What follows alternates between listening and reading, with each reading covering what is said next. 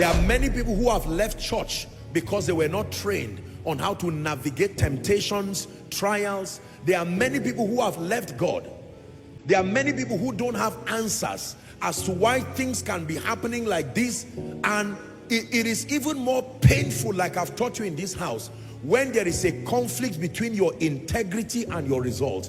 If you are somebody who is of compromise, you are someone who is not serious with God, it's easy for you to take responsibility and say, I caused the problem. But what happens when, as they say, bad things happen to good people?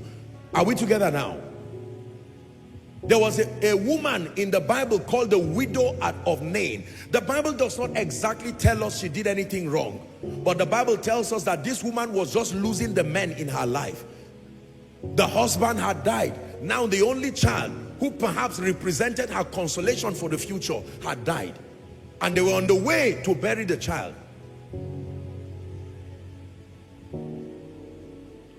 If you are not trained to understand these seasons and have the intelligence on how to navigate them, you can be so discouraged, so discouraged.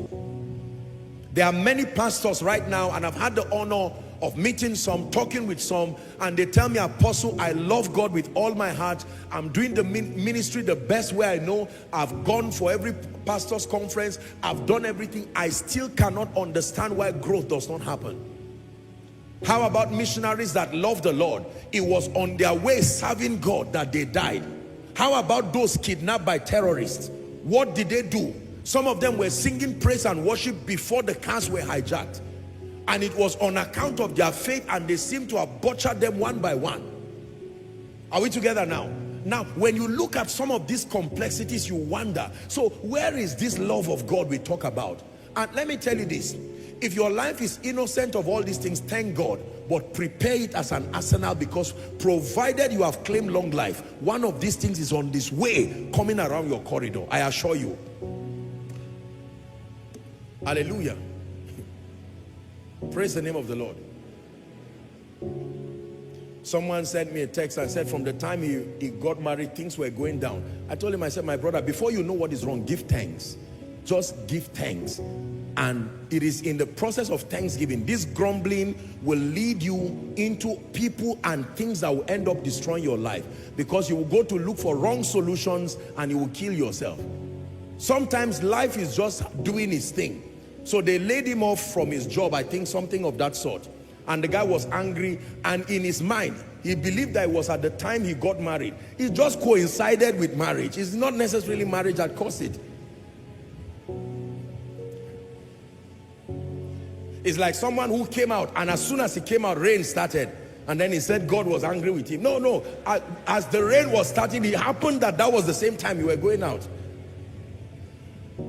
Sometimes, some things are not even an issue of spirituality. It's just intelligence. Once you take away sentiment, and you can reason your way into peace.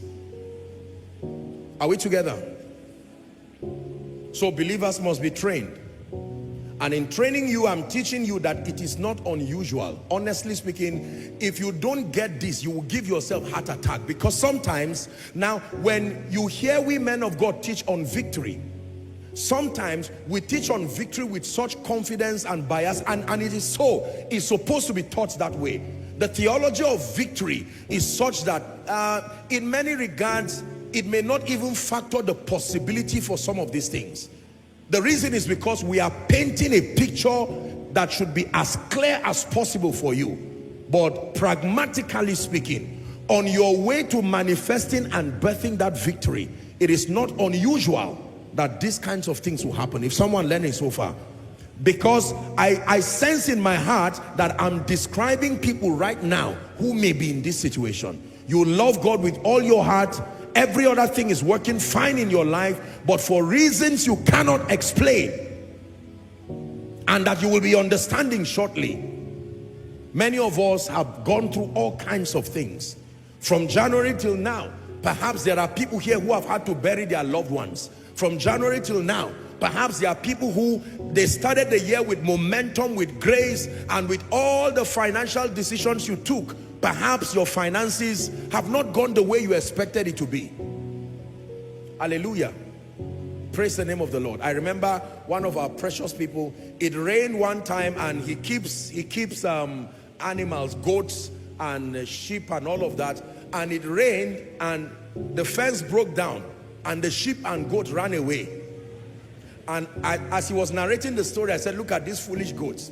They ran from the place of safety to the place where they will go and eat them. You see that it's not good to be called a goat. How do you leave the place of safety? You are fed every day, you are not working, even though you will be sold one day, but at least to the place where somebody will see you and steal you and kill you immediately. Which one is better? To at least last longer.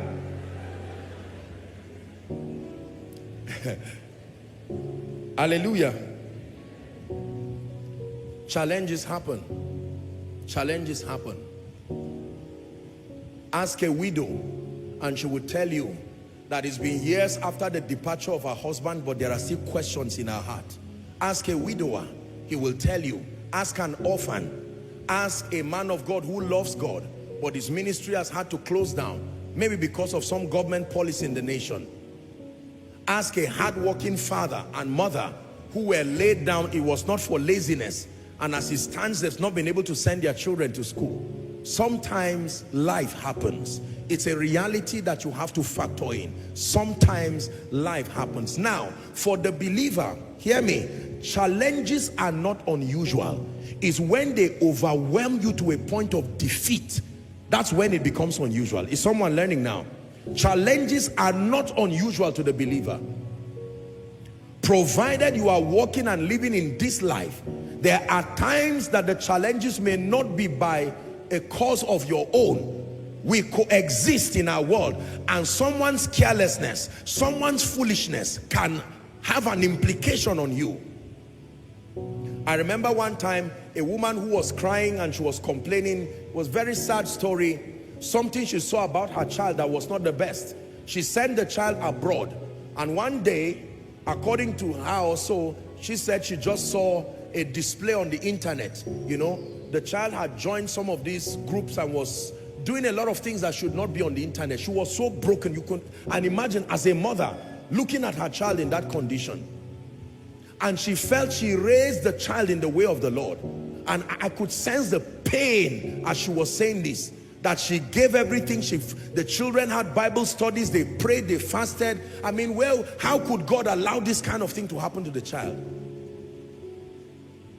Sometimes life happens. Challenges are not unusual. Again, I repeat, whether it comes in form of a marital crisis, whether it comes as a career challenge, in spite of all productive efforts, whether it comes as sicknesses and infirmities, whether it comes as demonic oppression, curses, yokes, patterns, whatever it is, whether it comes as negative, unfavorable financial situations, whether it comes as ministry challenges. You know, sometimes ministers can be challenged. Sometimes even as a man of God, you can need a miracle yourself. Hallelujah. Fungus Bell, sharing the gospel.